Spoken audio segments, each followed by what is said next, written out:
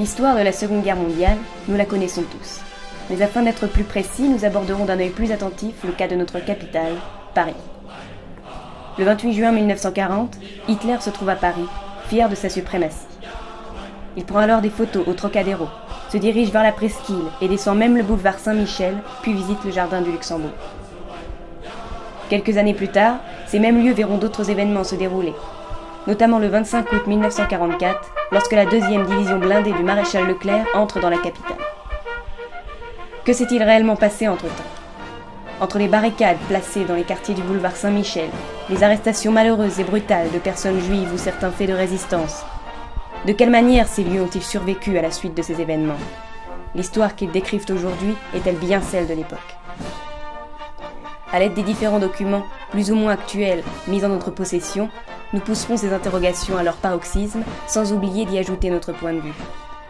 Nous sommes allés enquêter sur ces questions sur place, dans la capitale, plus de 80 ans après les faits. Aujourd'hui en France, la mémoire historique est conservée par de nombreux musées, que l'on compte toutes disciplines confondues, à peu près 8000 dans le pays.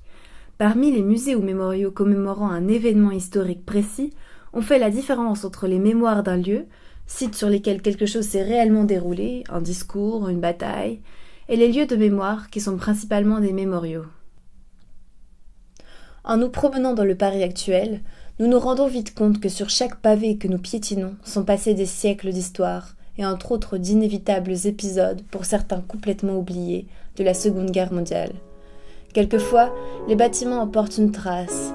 Parfois, c'est une plaque commémorative qui permet de s'en rappeler. Mais parfois, rien.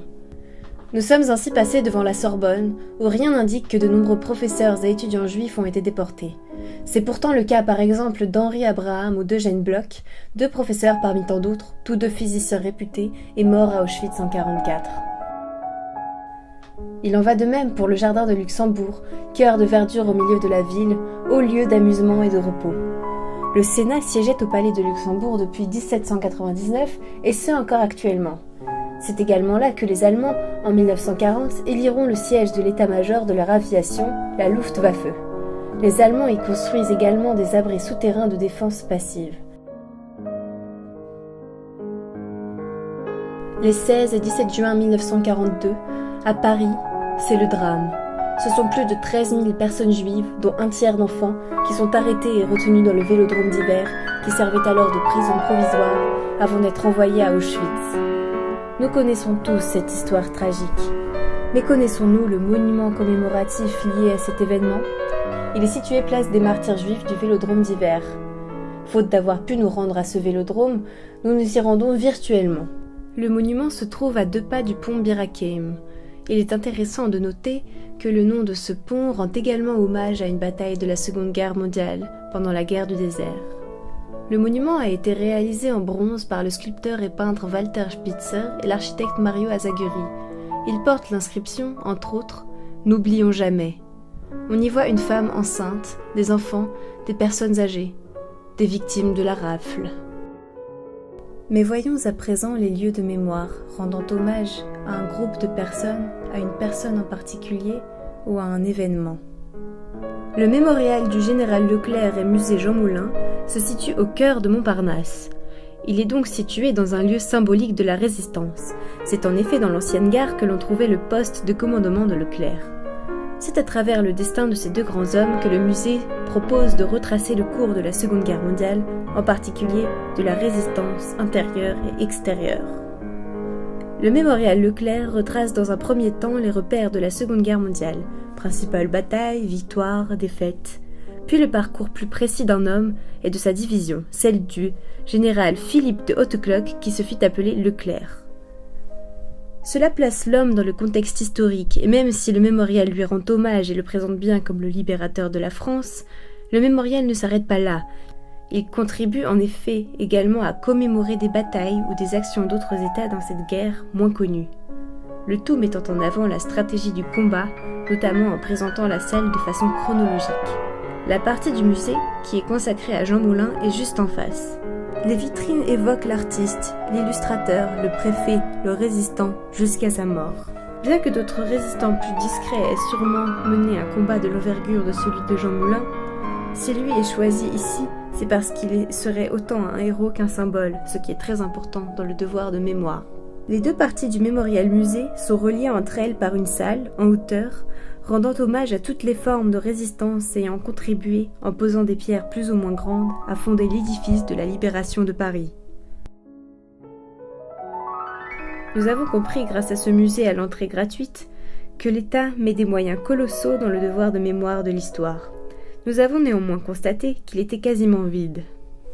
C'est à se demander si, sans l'intermédiaire de visites scolaires, dont nous avons en quelque sorte fait partie, le devoir de mémoire serait fait parmi les Français, qui ne semblent pas s'intéresser plus que cela à l'histoire de la Seconde Guerre mondiale.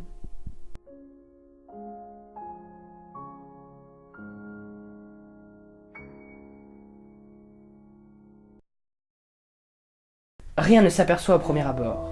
Il faut descendre une dizaine de mètres avant de pénétrer dans une salle toute blanche. Une flamme fausse y brûle. Tout autour, couleur sang, des messages sont inscrits. Ils parlent de paix, d'amour, d'espoir, mais aussi de douleur. Ils retracent les noms des camps, mais aussi des morceaux de poèmes, d'auteurs connus, Aragon, Saint-Exupéry. Pourtant, jamais ce lieu n'a eu à entendre les cris de ceux qui furent arrachés à leur famille pour être déportés. Le fait de prendre un lieu loin de toute image de souffrance permet peut-être de prendre le souffle suffisant pour ne plus exprimer la terreur ou la honte, mais bien la paix et le souvenir. C'est une sensation d'apaisement qui enveloppe. Il n'en va pas de même à l'extérieur, où une sculpture noire cache une fenêtre. Des sortes de petits drapeaux noirs pointent vers l'avant, crochus, comme bloquant l'horizon, nous empêchant de partir. Et enfin, de petites urnes triangulaires, empilées les unes sur les autres. Il faut remonter les escaliers pour sortir, comme pour retourner dans la réalité et quitter les morts. Et pour autant, rien ne s'oublie. Nous sommes allés ensuite au mémorial de la Shoah. Afin de ne jamais oublier un des génocides les plus meurtriers de l'humanité, le mémorial de la Shoah, fondé par Isaac Schneerson, a ouvert ses portes en 2005 dans le 4e arrondissement de Paris. On ne peut rester insensible à cette visite, on en sort abasourdi, stupéfait. Le mémorial de la Shoah, c'est bien sûr le fameux mur des noms.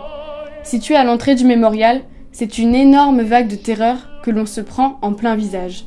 Les sentiments les plus horribles viennent nous heurter, mais cela en vaut vraiment la peine. Nous prenons immédiatement conscience de la réalité qui se cache derrière les nombres que l'on nous donne en cours d'histoire. En effet, ces 76 000 juifs déportés en France sont là. Leurs noms sont écrits, ils sont sous nos yeux. Essayer de lire tous les noms, c'est presque comme compter les étoiles. C'est comme s'ils étaient infinis et que l'on ne pouvait jamais finir de les lire. Derrière ce mur se cachent des familles, des amitiés brisées. Une autre pièce nous procure aussi des émotions très intenses. Celle dans laquelle des photos d'enfants juifs, morts durant la Shoah, sont accrochées du sol au plafond. Les murs en sont tapissés. Il ne reste plus 1 centimètre de disponible.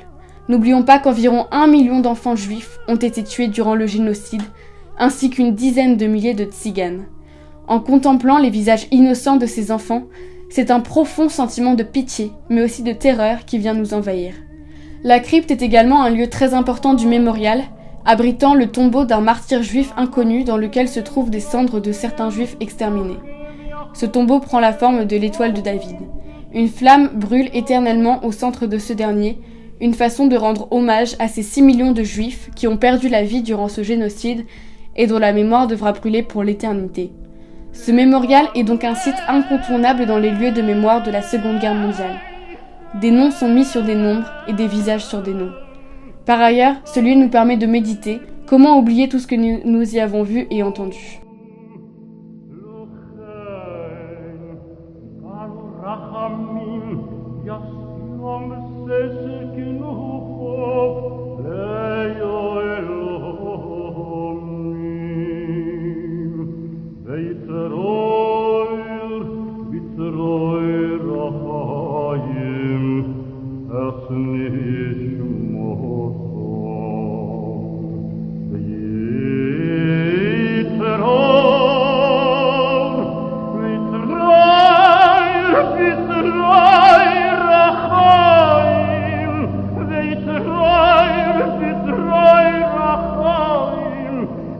Frémir